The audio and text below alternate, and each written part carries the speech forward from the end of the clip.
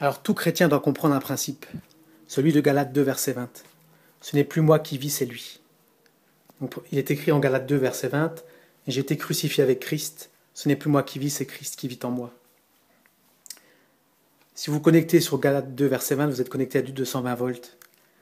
Alors si Jésus est votre Sauveur et Seigneur, si vous êtes baptisé d'eau par immersion, vous avez été identifié à lui dans sa mort et sa résurrection. Et donc vous avez été crucifié et ressuscité. Bravo, vous êtes une nouvelle créature. Mais c'est votre esprit qui est nouveau, là où le Saint-Esprit réside maintenant.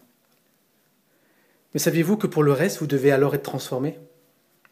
La Bible nous dit que nous sommes transformés de gloire en gloire à son image, donc à l'image de Jésus-Christ.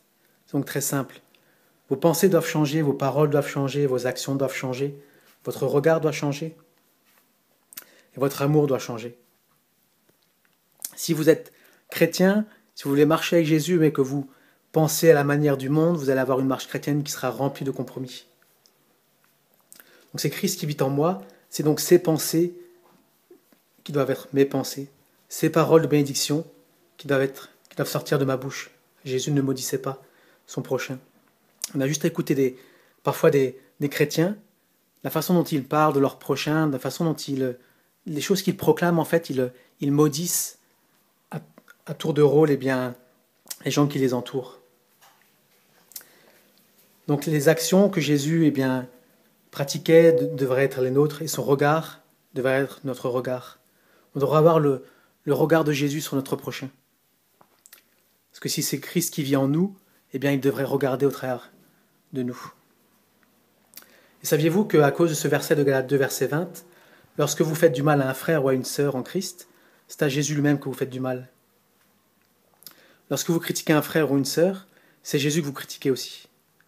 Oui, Christ vit en eux aussi selon le même principe qu'il vit en vous. Et vous ne pouvez pas vous en prendre à quelqu'un du corps de Christ sans toucher Christ qui est la tête. Jésus a dit à Saul de Tarse, « Pourquoi me persécutes-tu » Saul n'avait fait que défendre sa vérité sainte, sa vérité religieuse, et il avait juste approuvé le meurtre de Étienne et jeté en prison des disciples de Jésus. Pourtant, Jésus lui a dit « Pourquoi me persécutes-tu » Donc comprenez bien que lorsque vous faites quelque chose au corps de Christ, c'est contre Christ lui-même que vous le faites. Voilà, que ce principe puisse vraiment changer votre vie. Dieu est le Dieu d'amour et il nous aime. Il a tout prévu, il désire nous transformer à l'image de Jésus-Christ, son Fils. C'est-à-dire qu'il va nous aider dans la mesure où on accepte de diminuer afin qu'il croisse. Tout est là, Christ vit en nous, nous n'avons qu'à diminuer et le laisser croître. Donc j'aimerais être clair et pour cela, je me dois de vous dire que vous n'arriverez jamais à changer tout seul. Nous avons besoin de l'aide du Saint-Esprit et nous devons faire le choix de diminuer afin qu'il croisse. Ainsi notre vie devient un miracle et nous pourrons accomplir pleinement la volonté de Dieu dans notre vie. Et nous pourrons faire les œuvres que Jésus a faites et de plus grandes encore parce qu'il s'en va auprès du Père. Voulez-vous sauver ceux qui sont perdus ? Laissez Jésus vivre pleinement en vous. Voulez-vous vivre des miracles ? Devenez-en un. Prions ensemble. Seigneur Jésus, je te demande pardon pour tout ce que je t'ai fait souffrir à chaque fois que j'ai fait du mal à une personne en qui tu vis. J'ai besoin de ta grâce et je désire diminuer afin que tu croisses. J'ai tellement besoin de toi dans ma vie et je désire te laisser toute la place.